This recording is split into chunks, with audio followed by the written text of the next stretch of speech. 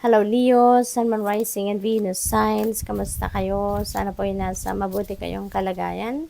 Welcome back po sa Star Tarot. Kung bago kayo rito, welcome din kayo. Thank you sa inyong support. I truly appreciate it. God bless you all, Leo. Una mensahe ninyo ay Wheel of Fortune. Napakaganda, napakaswerte naman ninyo sa ngayon. Paunang card nyo pa lang, ano. So, ito na yung inyong swerteng hinihintay. This is good fortune and good luck on your side, no. So, napakaswerte at maraming pagbabago ang maaaring maganap sa buhay ninyo rito. This is positive changes coming your way, no. Maraming turning points dito sa punto ng buhay ninyo na maaring maganap. May mga importanteng desisyon na maaring kakaharapin kayo rito, no? This is also destiny at play, Leo. Kaya may mga bagay dito na mangyayari na hindi ninyo kontrolado, hindi ninyo sukat akalain na mangyayari, hindi ninyo inaasahan mangyari, pero eto na nga, no? Destiny is at play. This is the universe intervening in your circumstances sa ngayon at magiging maayos ang lahat. Aayusin ng universe ang inyong mga sitwasyon for the better. We have Five of Pentacles. Ayan. So, ang iba sa inyo siguro dito may struggle na pinagdadaanan sa pagdating sa pera. Maaring struggling kayo pagdating sa pagbabudget or baka talagang mahirap ang kalagayan pagdating sa pera. Mahirap i-manage ang pera. No? Lalong-lalo na kung ito ay kulang. Maaring ang iba sa inyo nakaka-experience ng financial loss, unemployment, no? Maaring ganon. So, whatever the case may be, Leo, there is a breakthrough coming your way. Meron tayong Wheel of Fortune, 'di ba? Kaya ito maghahatid dito ng positibong pagbabago sa inyong sitwasyon. This is fortune hindi lang sa pamilya, sa trabaho. This is fortune pagdating din sa pera. Kaya maaaring meron ditong financial breakthrough din na dadating sa buhay ninyo na yun ang magiging solusyon ninyo rito, no, sa problema. Kaya just hang in there. No, wag kayong susuko sa inyong sitwasyon. Huwag kayong panghihinaan ng loob. Always keep your hope and faith alive. No, lagi lang tayong mag-positive mindset. Positive thoughts lang lagi ang isipin natin. No, kahit ganito ang inyong sitwasyon. Kasi those are natural yun eh. Yung mga struggles sa buhay natin, that is part of life, that is part of our soul's journey. Pero lalahanin ninyo na walang binibigay sa atin na mga challenging situation na hindi natin kayang lusutan. Kaya umasa lang kayo na magbabago at magbabago ang inyong situation for the better. So, positibo lang ang i-project nating energy so that mag-attract agad tayo ng solusyon sa ating mga problema. Okay? We have Hierophant. Ayan. So, ang iba din sa inyo dito, focused on study, focused on learning, focused on education, no? Probably din, ang iba sa inyo rito, siguro naghahanap kayo ngayon ng makakausap, naghahanap kayo ng mga taong makakapagbigay sa inyo ng advice, makakapagbigay sa inyo ng spiritual wisdom, yung ganon. Kaya, parang naghahanap kayo ng mga mentors, spiritual guide, spiritual counselors, mga ganon, ano? We have number 55 na. Kasi this is 5, this is also 5. So, that is 55. So, this is synchronicity, Leo. I suggest you please look up for the meaning of number 55 po for more guidance. Kaya, i-google ninyo yan. Ang dami na nag-explain sa Google ng mga number meanings. We have temperance energy, patience. Okay? Leo, patience. Practice more patience.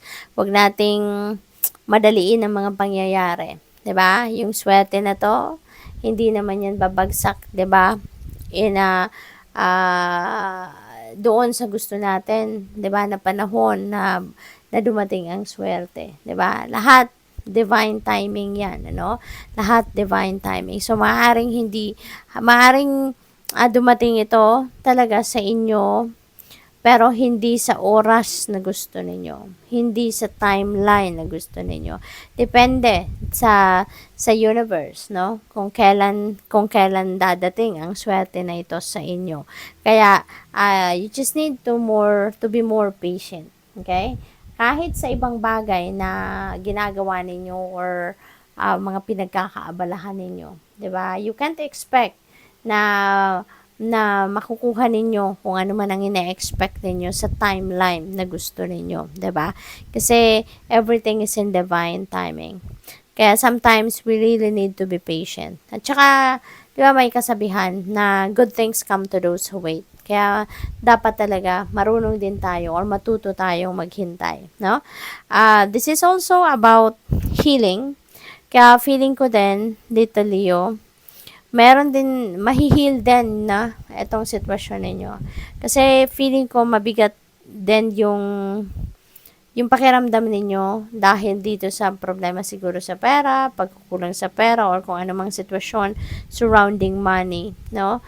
But this is about healing. So, hindi lang physical ailments ang ibig sabihin niya na gagaling kayo, but also situations, no? So, maaaring yung sitwasyon ninyo na ito, that will be healed, no? That will be healed. So, positive mindset lang kayo, okay? Para ma-attract talaga ninyo yung mga solusyon, no? Para dito sa inyong sitwasyon na ito. So, what else? We have star. Look at that. Napakaganda. This is new hope. This is about new beginning. This is about new optimism. So, alam mo, Leo, there's going to be breakthroughs parating sa inyo, no? There will be breakthroughs. Maaring meron din ditong mga tawag dito, pagbabago na magaganap talaga sa buhay ninyo. Marami, no? Si Wheel of Fortune, that signifies positive changes, no? Turning points sa buhay. Kaya marami talaga magbabago sa buhay ninyo rito. With the star energy then, you're heading towards a new direction din dito. Meron kayong mga dating pinaniniwalaan ninyo na kung ano-ano, ngayon baka iibahin nyo na ang paniniwala ninyo. Maaring ganon. There is also a wish fulfillment dito. So, posible din na ma-fulfill na, 'di ba? Kung ano man yung heart's desires ninyo, kung ano man ang mga wish ninyo, maaring yan ay ibigay na din sa inyo sa ngayon. Emperor, stability, napakaganda, nasa tapat niya si Five of Pentacles, kaya most likely, no, Leo, sa mga swerteng parating sa inyo sa ngayon, no, sa mga biyayang paparating sa inyo sa ngayon, rest assured, no, na dadating, isa dyan sa mga dadating na biyaya sa inyo is yung stability ninyo. So, magkakaroon talaga kayo dito ng financial blessing or opportunities na maghahatid sa inyo dito ng pera, no? Para makapagsimula kayo na makapag-establish na ng inyong financial empire. You'll be able to start to establish your financial future.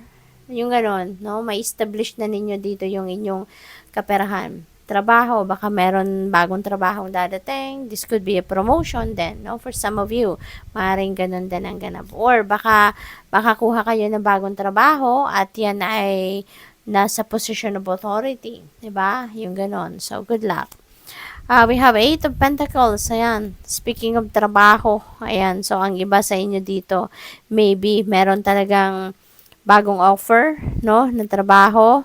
Maaring meron kayong, baka mabibigyan din kayo dito ng opportunity para makapag-aral muli, no? Baka yan din ay bigay sa inyo ng employer ninyo, no?